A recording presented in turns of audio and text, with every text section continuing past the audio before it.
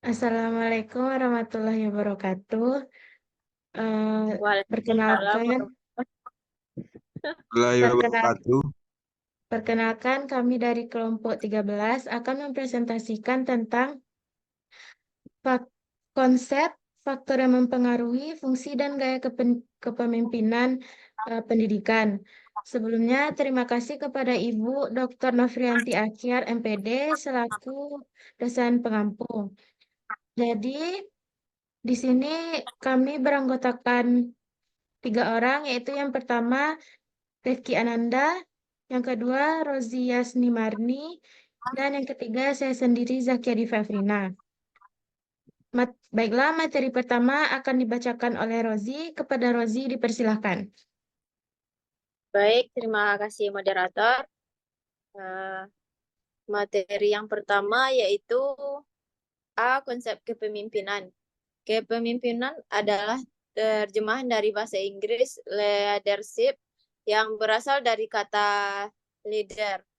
Kata leader muncul pada tahun 1300-an. Sedangkan kata leadership muncul belakangan sekitar tahun 1700-an. Literatur tentang kepemimpinan jumlahnya sangat banyak dan definisi kepemimpinan bervariasi sebanyak orang yang mencoba mendefinisikan konsep kepemimpinan itu sendiri. Yang selanjutnya, B. Faktor yang mempengaruhi perilaku kepemimpinan.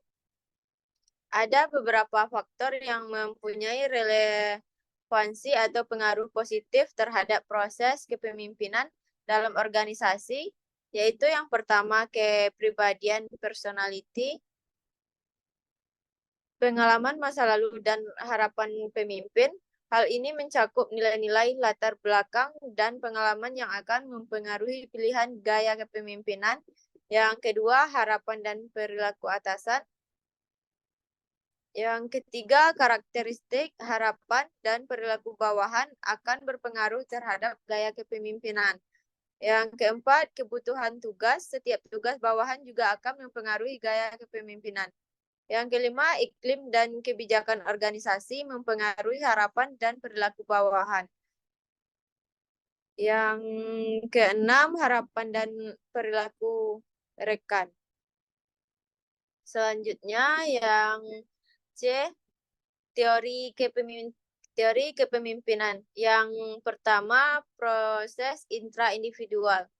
Proses intraindividual berfokus kepada pemimpin yang melibatkan proses pengaruh antar individu, menggambarkan seorang pemimpin melibatkan teori psikologis tentang ciri-ciri kepribadian, nilai, keterampilan, motivasi, dan pengetahuan untuk menjelaskan keputusan dan perilaku pemimpin individu.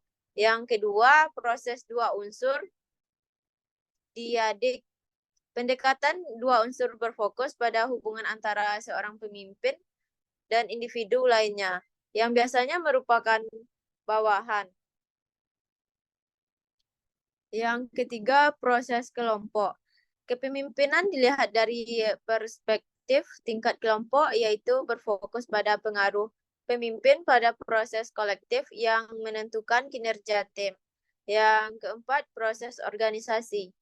Menurut Fleischmann dalam Yuki 2013, tingkat analisis organisasi menggambarkan kepemimpinan sebagai proses yang terjadi dalam sistem terbuka yang lebih besar di mana kelompok-kelompoknya adalah subsistem. Yang kelima, teori bertingkat. Teori multilevel atau bertingkat mempunyai kedudukan variabel yang berbeda. Misalnya, variabel independen dan dependen berada pada level konseptualisasi yang sama, tetapi variabel moderator berada pada level yang berbeda. Baik, hanya itu yang bisa saya sampaikan. Saya kembalikan ke moderator. Baik, terima kasih kepada Rozi. Materi selanjutnya akan dibacakan oleh Rifki. Kepada Rifki dipersilahkan. Baiklah, saya akan membacakan materi yang keempat. Mana dis? D.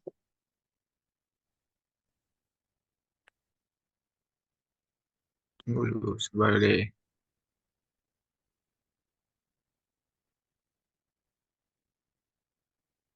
materi yang keempat adalah syarat dan prinsip kepemimpinan pendidikan. Syarat kepemimpinan pendidikan berikut syarat-syarat kepemimpinan di bidang pendidikan dalam buku Elementary School Administration and Supervision. A. Personality. Personality atau kepribadian diartikan sebagai totalitas karakteristik individual. Hal ini menunjukkan pengaruh totalitas kepribadian seseorang pemimpin terhadap orang lain. Yang B. Purpose. Purpose merupakan tujuan di mana seorang pemimpin pendidikan harus memikirkan merumuskan tujuan organisasi sekolah secara teliti dan menginformasikan hal tersebut kepada anggotanya. Yang ketiga, knowledge gay. Knowledge gay merupakan pengetahuan di mana seorang pemimpin pendidikan harus memiliki pengetahuan yang luas sehingga dapat menyampaikan dan memberikan keputusan-keputusan yang tepat tanpa merugikan orang lain. Yang keempat, professional skill. Professional skill merupakan perpaduan antara soft skill dan hard skill. Soft skill adalah kemampuan yang tidak terlihat, sedangkan hard skill adalah keahlian yang bisa diukur atau dinilai. Yang kedua, prinsip kepemimpinan pendidikan. Berikut prinsip kepemimpinan pendidikan menurut Stephen R. Covey. Yang A, individu yang belajar seumur hidup tidak hanya melalui pendidikan formal, tetapi juga di luar sekolah atau non-formal. Yang B, berorientasi pada pelayanan, artinya seorang pemimpin tidak dilayani, tetapi sebaliknya, yaitu melayani orang lain. Yang ketiga, yang C, membawa energi yang positif, artinya seorang pemimpin harus membawa energi yang positif pada anggotanya. Materi yang E, fungsi kepemimpinan. Menurut Rosalina Ginting atau Titik Haryati dalam review dan Mulyadi 2003, fungsi kepemimpinan pendidikan terbagi menjadi 5. Di antaranya yang A, fungsi instruksi ini bersifat komunikasi satu arah. Pemimpin memiliki peran sebagai komunikator menentukan apa, bagaimana, dan di mana tentang pekerjaan agar keputusan dapat dilaksanakan dengan baik. Yang B, fungsi konsultasi bersifat komunikasi dua arah.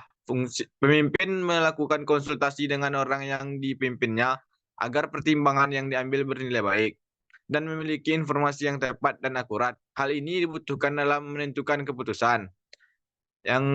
Yang C, fungsi partisipasi. Fungsi partisipasi ini dilakukan seorang pemimpin dalam mengaktifkan kinerja yang dimiliki anggotanya dalam mengambil keputusan. Partisipasi tidak bebas berbuat semaunya, tetapi tetap terkendali dan terarah serta tidak mencampuri urusan orang lain. Yang D, fungsi delegasi. Fungsi delegasi dilaksanakan untuk memberikan wewenang atau menetapkan keputusan dengan persetujuan pemimpin yang diberikan kepada anggota dalam membantu pemimpin menyelesaikan tugasnya. Fungsi delegasi berarti kepercayaan. Yang E, fungsi pengendalian. Fungsi pengendalian merupakan kegiatan yang dilakukan seorang pemimpin mampu mengatur aktivitas anggotanya secara agar tercapai tujuan bersama secara maksimal. Fungsi pengendalian dapat diwujudkan melalui kegiatan bimbingan, pengarahan, koordinasi, dan pengawasan. Baiklah, segitu yang bisa saya sampaikan. Saya kembalikan kepada moderator. Baiklah, terima kasih kepada Rifki. Materi selanjutnya akan disampaikan oleh saya sendiri, yaitu gaya kepemimpinan. Yang pertama, kepemimpinan demokratis. Kepemimpinan ini ditandai dengan partisipasi anggota dalam menentukan tujuan dan cara kerja. Pemimpin mendorong inisiatif, keterbukaan, dan pengawasan dalam proses pengembalian keputusan. Karakteristik utama dari kepemimpinan demokratis meliputi adanya partisipasi bawahan, tanggung jawab sosial dari pemimpin, serta pengawasan bersama dalam menjalankan tugas. Yang kedua yaitu kepemimpinan otoriter. Pada tipe ini, pemimpin memiliki kekuasaan penuh dan mengambil keputusan tanpa konsultasi dengan bawahan.